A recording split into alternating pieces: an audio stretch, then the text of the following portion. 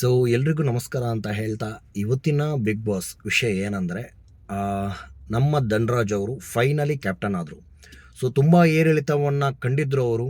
ಅಂದರೆ ಒಂದು ಸರಿ ಹೈ ಪ್ರೊಫೈಲ್ ಆಗಿ ಕಂಡ್ರು, ಇನ್ನೊಂದು ಸರಿ ತುಂಬ ಲೋ ಆಗಿ ಕಂಡ್ರು.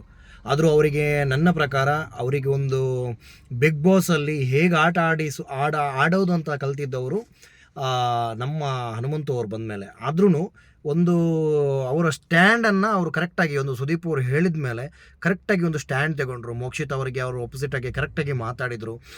ಅಲ್ಲೂ ಅವರು ಮೋಕ್ಷಿತ್ ಅವರು ಬಿಟ್ಕೊಟ್ಟಿಲ್ಲ. ಅಂದರೆ ಮೋಕ್ಷಿತ್ ಅವರಿಗೆ ಯಾವಾಗಲೂ ಅವರೇ ಹೇಳಿದ್ದು ಸರಿ ಅಂತ ಇತ್ತು. ಆದರೂ ನಮ್ಮ ಧನ್ರಾಜ್ ಅವರು ಎಲ್ಲರೂ ಅವರಿಗೆ ಫಸ್ಟ್ ಹೇಳ್ತಾ ಇದ್ರು ಆಟಕ್ಕುಂಟು ಲೆಕ್ಕಕ್ಕಿಲ್ಲ ಅಂತ.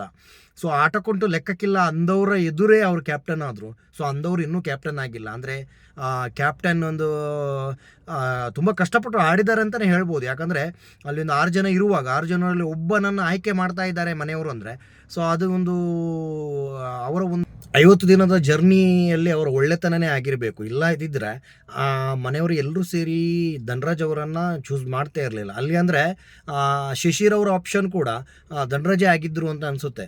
ಸೊ ನಮ್ಮ ಧನ್ರಾಜ್ ನಮ್ಮ ಮಂಗಳೂರಿನವರು ಕ್ಯಾಪ್ಟನ್ ಆಗಿದ್ದಾರೆ. ಸೊ ನನ್ನ ಪ್ರಕಾರ 100% ಹೀಗೆ ಕೊಟ್ಟು ಅವರು ಈ ಥರನೇ ಒಳ್ಳೆ ರೀತಿಯಿಂದ ಆಟ ಆಡಬೇಕು ಅಂತ ನನಗೆ ಅನಿಸುತ್ತೆ. ಯಾಕಂದರೆ ಅವರ ಆ ಒಂದು ಆಟವನ್ನು ನೋಡಿದಾಗ ಕೆಲವೊಂದು ಸರಿ ನ್ಯೂಟ್ರಲ್ ಆಗಿದ್ದರು, ಕೆಲವೊಂದು ಸರಿ ಫಸ್ಟ್ ಗೇರಲ್ಲಿದ್ದರು, ಕೆಲವೊಂದು ಸೆಕೆಂಡ್ ಗೇರಲ್ಲಿದ್ದರು. ಆದ್ರೂ ಅವರ ಆಟ ಎಲ್ಲೂ ಬಿಟ್ಟುಕೊಟ್ಟಿಲ್ಲ. ಅಂದರೆ ಅವರಿಗೆ ಕಮ್ಮಿ ಅಂದರೂ ನನ್ನ ಪ್ರಕಾರ 50 ದಿನದಲ್ಲಿ ಆಟ ಆಡಲಿಕ್ಕೆ ಚಾನ್ಸೇ ಕೊಟ್ಟಿಲ್ಲ ಅಂತಲೇ ಹೇಳ್ಬೋದು. ಸೊ ಅವರ ಕೆಲವು ಒಂದು ಪ್ರಕಾರ ಅವರ ಆಟದಲ್ಲಿ ಹಿಂದೆ ಉಳಿದಿದ್ರು ಅಂತ.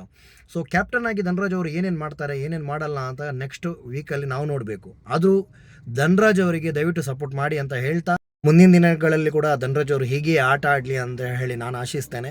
ಸೊ ಅವರಿಗೆ ಒಳ್ಳೆಯದಾಗಲಿ ಅಂತ ಹೇಳ್ತಾ ಇವತ್ತಿನ ಈ ವಿಡಿಯೋನ ಇಲ್ಲಿ ಸ್ಟಾಪ್ ಮಾಡ್ತಾ ಇದ್ದೇನೆ. ಸೊ ನಮ್ಮ ವಿಡಿಯೋ ಲೈಕ್ ಆದರೆ ಲೈಕ್ ಮಾಡಿ, ಶೇರ್ ಮಾಡಿ, ಸಬ್ಸ್ಕ್ರೈಬ್ ಮಾಡಿ.